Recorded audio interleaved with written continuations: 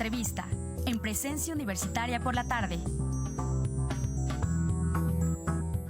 Bueno, continuamos con más aquí en Presencia Universitaria. Vamos con los proyectos FOPER, con todo lo que les contamos cada viernes de lo que se hace en la universidad. Siempre proyectos interesantes y sobre todo muy importantes a nivel social y a nivel de investigación, por supuesto. Hoy nos acompañan de la Facultad de Ciencias Naturales para hablar sobre un proyecto también, bueno, a mí me parece bastante interesante. Están con nosotros en esta tarde. Primero le damos la bienvenida a la doctora Fabiola Guerrero, que está aquí con nosotros. Igualmente está quien es responsable de este proyecto, alumna responsable del proyecto, que es Jimena Plasencia. Ambas les damos la bienvenida en esta tarde. Muchas gracias por estar aquí.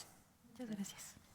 Y bueno, que nos cuenten sobre este proyecto que tiene que ver con una especie, justamente que están ustedes analizando, que están estudiando. Cuéntenos más sobre este proyecto que están realizando, si gustas, Jimena. Bueno, este proyecto lo que buscamos hacer es caracterizar o buscar cuáles son los viajes migratorios que tiene el elefante marino para su alimentación y cómo esta es que cambia, ¿no?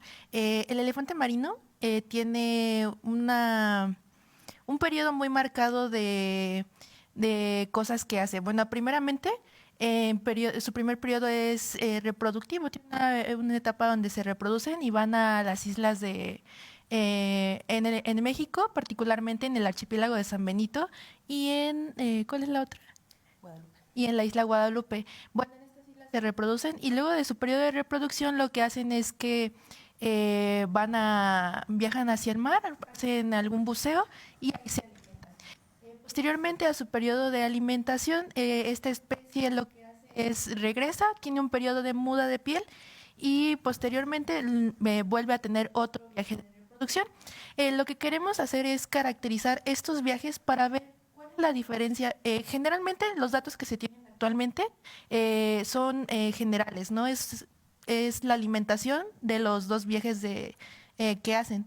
Pero lo que queremos hacer es separar estos dos viajes y ver si cambia la alimentación entre estos dos periodos. Esto es muy importante ya que actualmente nosotros tenemos muestras del año 2019 y de 2023. En el año 2023 observamos que las poblaciones han disminuido.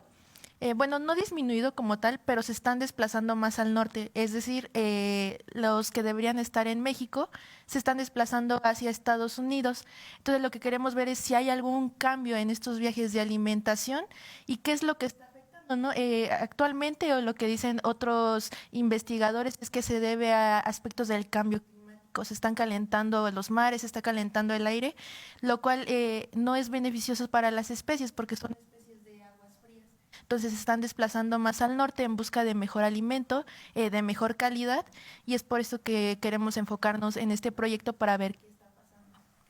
Actualmente, pues, ¿en qué etapa van de todo este proyecto? Justamente hace unos instantes también platicábamos pues de la importancia de esto, tomando en consideración, justo como lo has mencionado, el cambio climático y pues también en dónde se encuentran estos elefantes marinos. Si nos pudieran contar, pues ahorita en qué momento van también, si han tenido la oportunidad de ir hasta allá, cómo han sido sus viajes también, que nos compartan pues todo esto que se hace pues con una finalidad, por supuesto, científica.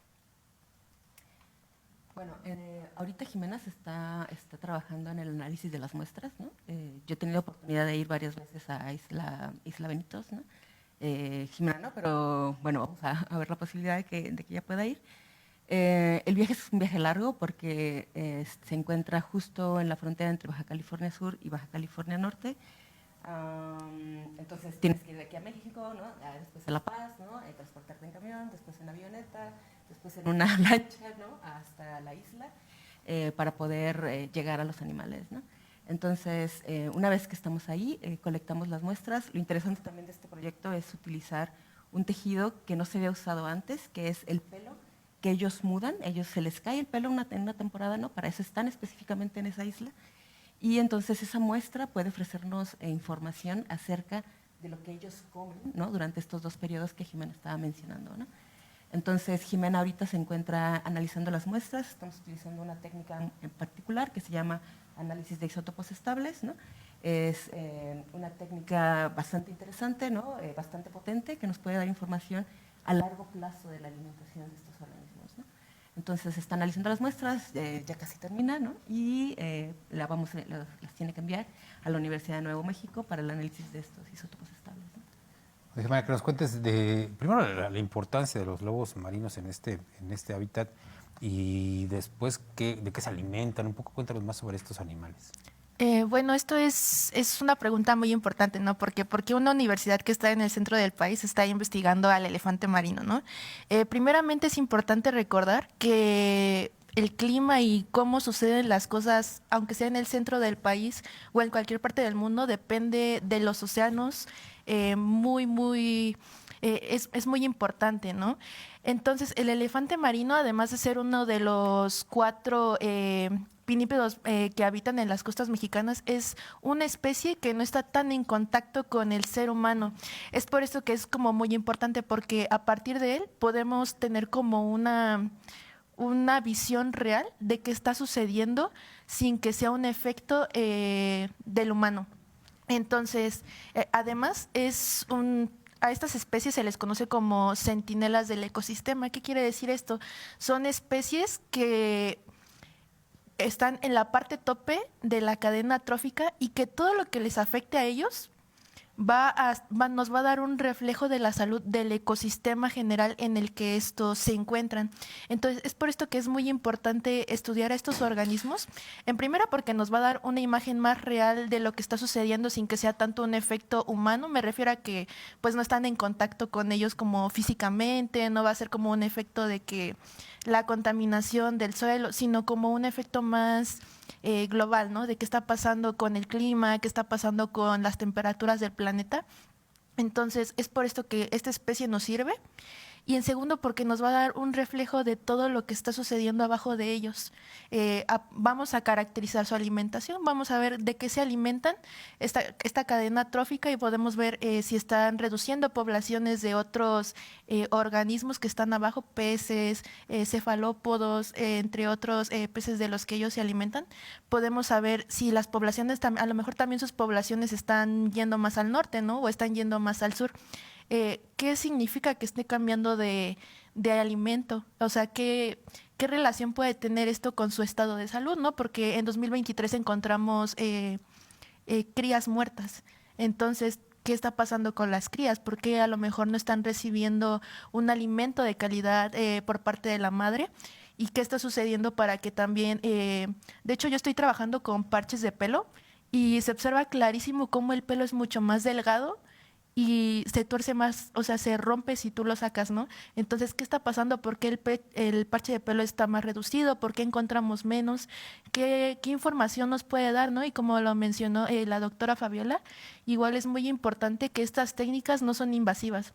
Generalmente, estudios anteriores lo que hacen es lavados estomacales o recolección de heces. Es mucho más complicado y mucho más invasivo, ¿no? Tendrías que tener ya al animal muerto o matarlo tú para poder tener estos análisis. Entonces, es una parte importante porque no vamos a estar en contacto con él, ¿no? Son restos que nos dejan y estos análisis nos pueden dar muchísima información cuidando a la especie, ¿no? Sin tener que hacerle ningún daño, sin tener que tener un contacto. Es muchísimo más barato, no tienes que viajar tantas millas para colectar heces o cosas así. Entonces, es más barato, es menos invasivo y nos da una información mucho más completa sin tener que gastar tanto dinero también.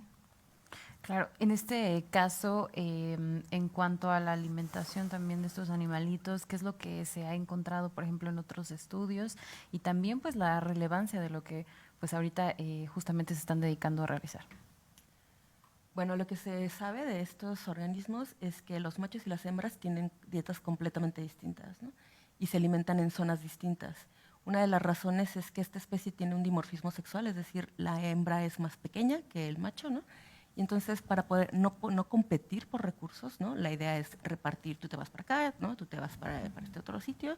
Entonces, comemos cosas relativamente distintas. ¿Qué comen? Las hembras se alimentan principalmente de cefalópodos, ¿no? Eso quiere decir calamares, pulpos, les encantan. Algunos peces de fondo, ¿no? También rayas, algunos tiburones pequeños, ¿no? También les encantan. Los machos comen más cerca de la costa, curiosamente, ¿no? O sea, son como más flojos, ¿no? A la hora de ir a navegar, ¿no? Las hembras comen muchísimo más afuera, ¿no? Lo que dice Jimena de que los elefantes marinos son centinelas del ecosistema es bien interesante porque ellos no se alimentan en superficie, se alimentan a 600 metros, pueden bucear hasta los 2000 metros, ¿no? Entonces, saber la alimentación de ellos es saber qué es lo que sucede a 2000 metros, qué es lo que sucede a 500 metros, ¿no? A 600 metros donde ellos comen. Porque lo que pasa ahí, ¿no? Al final se refleja en su estado de salud, en si pueden comer o no pueden comer, ¿no? En si las crías van a sobrevivir o no van a sobrevivir, ¿no? La alimentación es como fundamental para conocer en general a la especie, ¿no? Entonces, eso es lo interesante. Jimena, ¿en qué parte de esta investigación van? ¿Qué es lo que sigue, lo que viene en esta investigación? Bueno, ahorita lo que estamos terminando son la caracterización de isótopos estables, o sea, ya para ver las zonas de alimentación. Isótopos estables nos va a ayudar a hacer dos cosas. La primera es muestrear en dónde está la zona, podemos saber en qué zona se alimentan. Y la segunda es saber de qué se alimentan, ¿no? Entonces, vamos en esa parte. Aproximadamente en 15 días ya se mandan las muestras para tener los datos reales. Y posteriormente, estas semanas ya estaremos haciendo sexado, porque también lo que queremos hacer es, como lo mencioné, ¿no? Tener nuevas técnicas o hacer uso de nuevos tejidos para saber, por ejemplo, mi muestra es de un macho y de una hembra, ¿no? Porque como lo mencionó la doctora Fabiola, depende si es hembra o macho, la alimentación es distinta. Entonces queremos saber de qué son en las muestras que tenemos, si son machos o hembras, y poder pues saber también de qué se están alimentando. Entonces ya vamos en esas partes. Aproximadamente este mes ya vamos a tener los resultados para saber qué está sucediendo.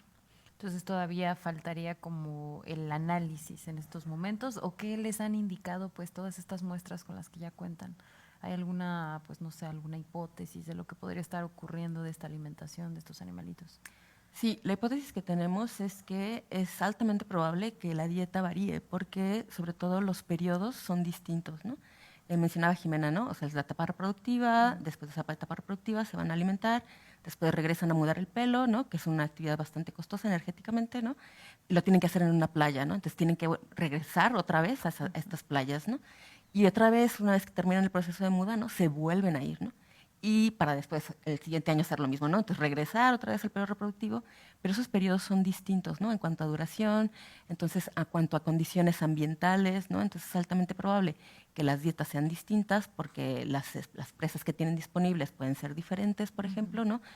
Porque la distancia que pueden recorrer pueda ser distinta también, ¿no? Entonces, esa es la hipótesis con la que estamos trabajando ahorita, ¿no? Y obviamente, bueno, ahora que estén los resultados, pues lo vamos a poder saber, ¿no? Si hay cambios o modificaciones en nuestros hábitos alimentarios. Perfecto, pues estaremos atentos. Muchas gracias por estar con nosotros, gracias por compartirnos esta investigación que se está realizando y pues bueno, se nos termina el tiempo, pero agradecemos mucho que hayan estado con nosotros. Gracias, doctora, por estar aquí. Gracias a la doctora Fabiola Guerrero. También gracias a quien está encargado de este proyecto de investigación, a Jimena Plasencia, quienes nos presentaron este proyecto FOPER que están desarrollando. Gracias. Gracias por la invitación. Gracias, continuamos.